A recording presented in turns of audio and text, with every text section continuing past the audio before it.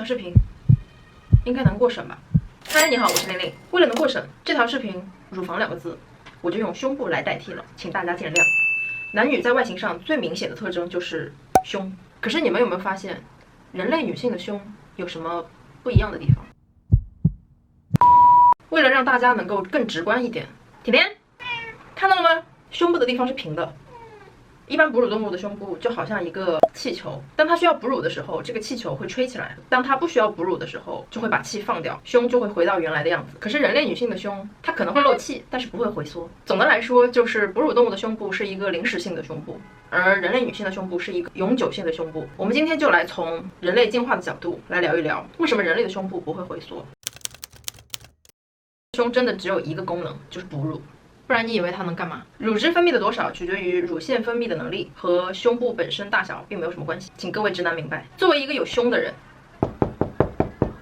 我希望大家能够用远古人的思维来思考一下长期携带胸部的一些困扰。第一，高耗能。首先，胸部的组成部分主要是脂肪，它的生长需要消耗大量的营养，而在食物匮乏的时代，如果你长期携带一对胸部的话，其实是非常奢侈的。第二，高风险。如果你胸前挂2个球，不管你做任何事情都是很不方便的。而且如果遇到了其他动物的追赶的话，胸前挂2个球真的不利于逃跑。感兴趣的男生可以胸前挂2个水壶，然后跑个100米冲刺。小哥哥要试一下吗？第三，哺乳期特征。像所有的哺乳动物一样，当雌性的胸部隆起的时候，说明它正处在哺乳期，所以这个时候雄性是不会与雌性交配的。既然有这么多的缺点，那么这种拥有永久性胸部的基因是怎么传递下来的，而让现在的女性人手一份，再也没有一个女性拥有可以回缩的胸部了？这是为什么呢？作为一个女人来说，我真的觉得那种技能会比较轻松一点。OK， 我们废话不多说，第一个原因，女性的胸部成了臀部的替代品。当人类还像猩猩一样4肢行走的时候，是有明显的发情期特征的。充满脂肪的臀部和红肿的下身是作为吸引雄性交配的一个工具，大概是有一点此广告位招商的意思。可是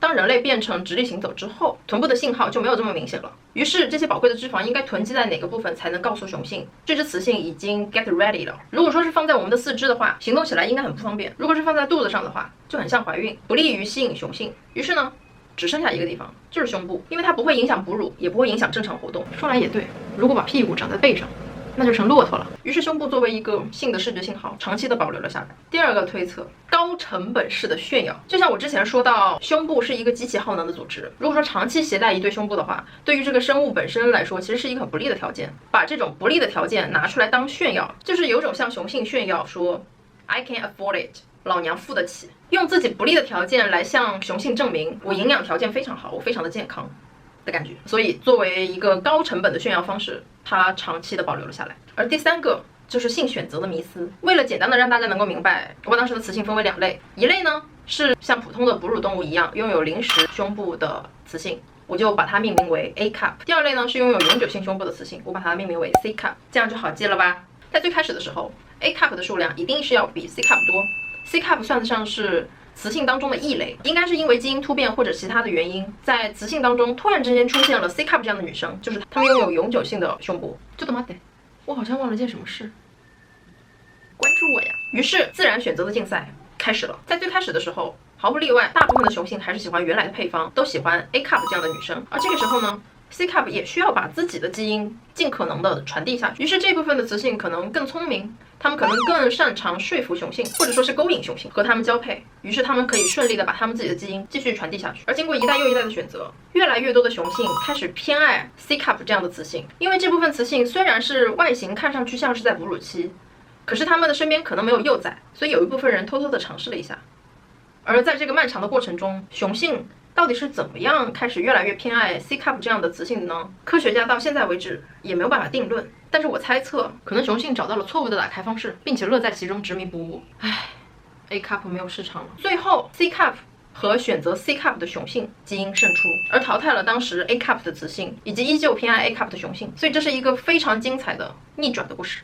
最后我进行一下总结，到底是什么原因让当时的这部分雌性活了下来，而无一例外成为今天所有女性的特征？没有谁能下定论，因为胸部是不会有化石留下来的。但是唯一能确定的就是，今天所有男性的祖先就是那批喜欢大胸的雄性，这算是实锤了。OK， 喜欢我内容的话，记得关注我，然后投币、点赞和收藏，请你和我一起保持好奇。我们下次再见，拜。有胸的人生就是这么乏味。枯燥。